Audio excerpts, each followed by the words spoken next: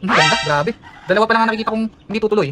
So ang gagawin mo lang, slide mo lang na ganyan. Hindi mo na kailangan alisin yung roller kasi yo mga kasangga, pang 18 days na nung mga itlog na nilagay natin dito sa incubator. Ayan, nakalagay naman po. Ayan, 19 days pero sabi lang po 18 days pa lang to. So kailangan na silang ilipat sa hatching net, no? Kasi malapit na po silang pumisa.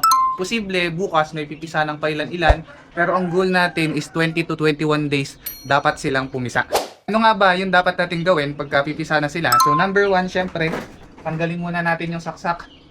Pangalawa, buksan natin. Ito yung nagpapaikot. So dahil nga pipisa na sila, hindi na po natin kailangan i-roll yung itlog or paikutin yung itlog. So i-remove na po natin yung connection na yan. Ngayon, pagka naalis na natin, aalisin po natin yung mga pipisa at hindi na pipisa. Although nag-kending na tayo dito before, nakita na natin yung mga namatay na similya, namatay na itlog, kasi posible pa rin merong namatay. So ayaw na nating isama yon. Okay, so ngayon i-check natin. Ayan, so ngayon i-check na natin. Ito yung flashlight natin na malakas, kaya kahit umaga kayo natin mag-flashlight. So ito, goods to. Dito muna tayo magsimula sa linya na to. Yan, goods. Goods siya. Goods. Goods din to. Ito rin. Ito rin. So halos lahat. Halos lahat goods eh. Ayan o, kitang dito. Halos lahat goods. So eto namatay. Meron na tayong isang namatay na similya. Okay, kitang dito malinaw. So ito, hihiwalay na po natin to. Dito ko muna lagay. Wala akong tray eh. Goods yan. Goods. Goods. Goods. Patay na to. So may dalawa ng patay. Goods din. Goods din. Yan. Pang 18 days po to. Usually ganyan itsura ng 18 days. So dark na siya, halos buo na yung sisiw niyan. Tapos dapat ang linya ng airsack dapat sharp siya. Kumbaga tuwid yung linya katulad niya, no? Kasi pag hindi, usually patay na rin yun. So dito sa atin ngayon, halos dalawa pa lang ang patay. Ganda. Ganda ng hatching rate natin dito sa incubator na to, mga kasangga. Tingnan nyo. Kasi improved version na to. Kasi yung unang version ng ganitong incubator masingaw. Kaya yung humidity hindi stable. Pero ngayon, stable siya. Ganda, grabe. Dalawa pa lang ang nakikita kong hindi tutuloy. Yan. Grabe. Ayos. So dalawa lang yung hindi tutuloy. Ito po, dalawa na to. Namatay na yung similya nito. So hindi naman pwede natin isisi sa incubator. So pwede rin yung quality ng egg, yung quality ng similya.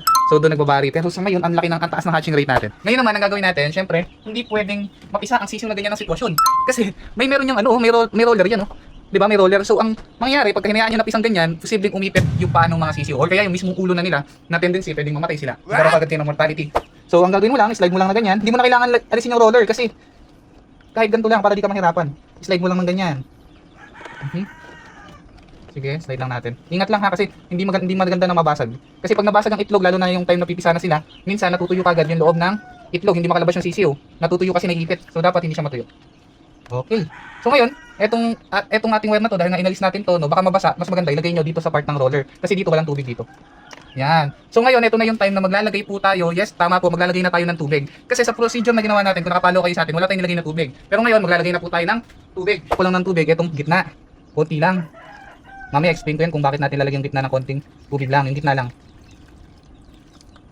Ayan. Mapapansin nyo, yung gitna lang ang nilagyan ko. Although pwede kayo maglagay ng 3 tubig diyan. May bote yan nakasama.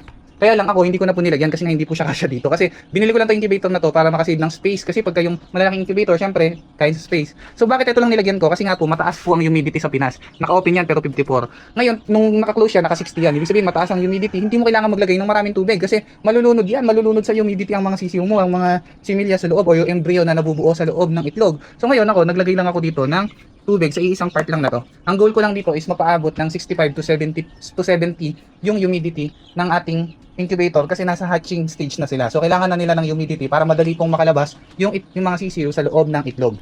Yan. Mamaya ipapakita ko sa inyo kung tataas pa ang humidity natin dito. Ayan, tumaas na agad 55 na. Pero mamaya mas tataas pa yan. So titingnan natin kung ma-reach natin yung 65 to 70 na hinahabol natin. Okay? After lang minutes po, ayan po, na-reach na natin yung desired nating humidity ay 70. Ayan, 70%. So ganun lang po kasimple magpapisa sa mga ganitong incubator. Basta alam nyo ang numero na dapat yung tandaan, siguradong hindi kayo papalya. Ayan po, 70%.